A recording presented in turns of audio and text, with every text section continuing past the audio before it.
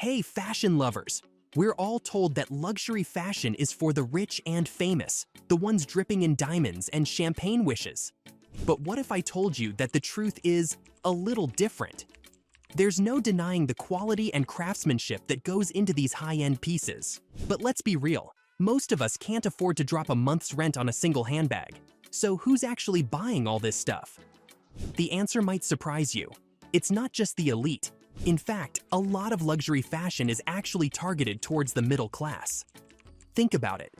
These brands wouldn't be raking in billions if they were only selling to a handful of billionaires. They need us, the regular folks, to keep the champagne flowing. So, what does this mean? Does it make luxury fashion any less special? Or is it all just a big marketing ploy to make us feel like we need something we can't afford?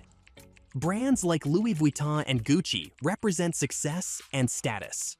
Louis Vuitton and Gucci are super popular luxury brands. Louis Vuitton is considered the fanciest, with a value of around $47.2 billion, and Gucci is also a big deal, valued at $21.2 billion. Even though they're seen as high-end, they sell different kinds of stuff at different prices, so more people can afford something from them. Even though these brands are endorsed by wealthy individuals like Elon Musk and Jeff Bezos, they are mainly targeted at people with less financial freedom. Why? Because the desire for luxury is powerful, and aspiring to own something high-end is a common trend.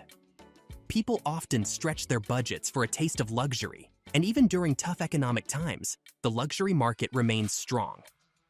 For example, in 2022, South Koreans, who may not be the wealthiest globally, led in per capita spending on luxury goods, showing a cultural inclination towards luxury as a symbol of personal achievement. Millennials and Gen Z are big contributors to the growth of the luxury market. They are influenced by digital trends and have a strong desire for status symbols.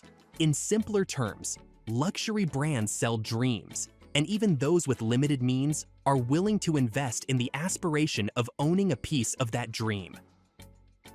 Luxury brands are pretty smart about how they position themselves. They make us feel like their products aren't just for the super rich. We get hooked on these brands because of the stories they tell and the experiences they offer. When you visit their websites or stores, it's not just about buying stuff. It's like stepping into a world of exclusivity and prestige. They create a lifestyle that feels special and important. By doing this, they keep a position in the market that everyone wants to be a part of. It's like a dream world, and even people with limited money want to invest in a piece of that dream. But here's the question. Is spending on luxury, when you can barely afford it, a smart choice? Or is it just because society says so and the brands are really good at selling it? Well, it's a bit of both. The luxury market thrives on this mix of how things seem and how they really are. The luxury goods market is expected to hit a huge $354 billion each year by 2028. What does that tell us? It tells us that, despite the rich-poor differences, the appeal of luxury brands stays strong. A study found that younger generations are a big part of why the luxury market keeps growing. This just goes to show the incredible influence that branding and the dream of a better life can have. Brands like Pira, YSL, and Dolce & Gabbana show us a dream lifestyle, and their marketing is finely tuned to capitalize on our emotions.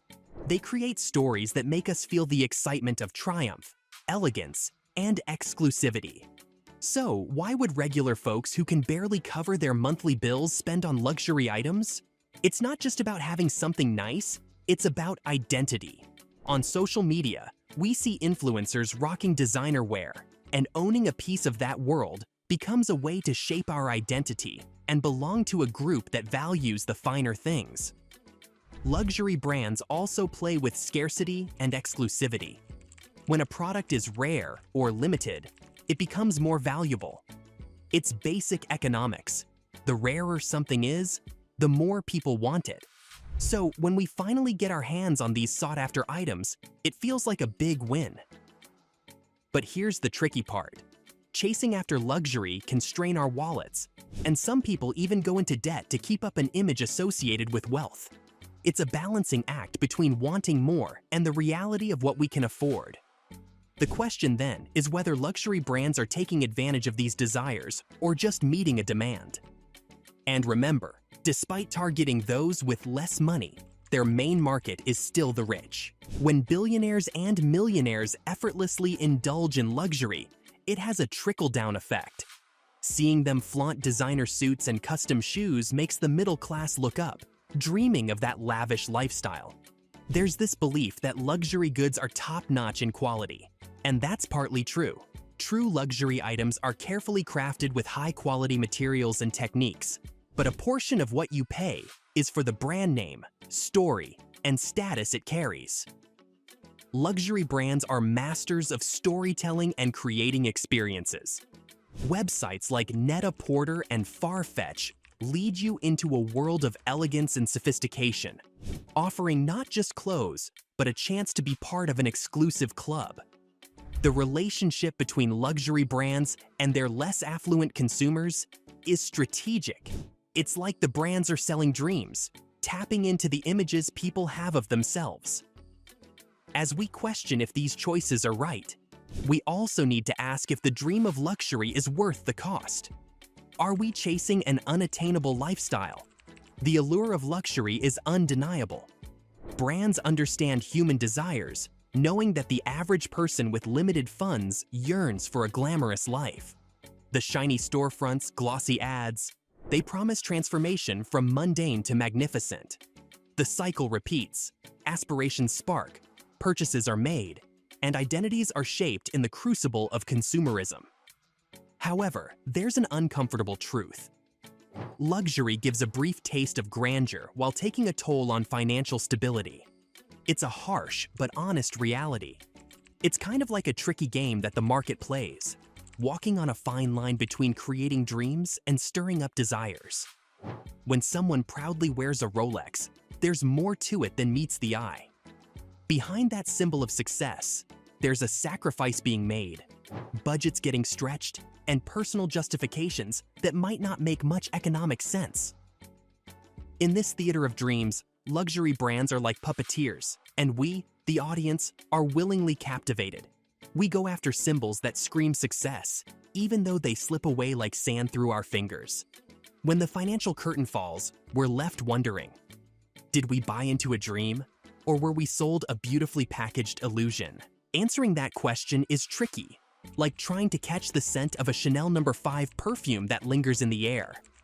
The real answer comes when we genuinely question the actual cost of our desires. In that moment of reflection, we might realize that true luxury isn't just about the things we buy, it's about the choice to pursue them. So, what do you think?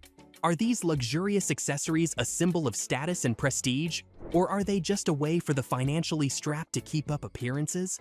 Share your thoughts in the comments below. Do you believe that investing in a high-end bag is worth the hefty price tag, or is it all just a facade? Don't forget to subscribe to my channel for more thought-provoking content like this. And hit that like button if you're interested in hearing more about the dark side of luxury fashion.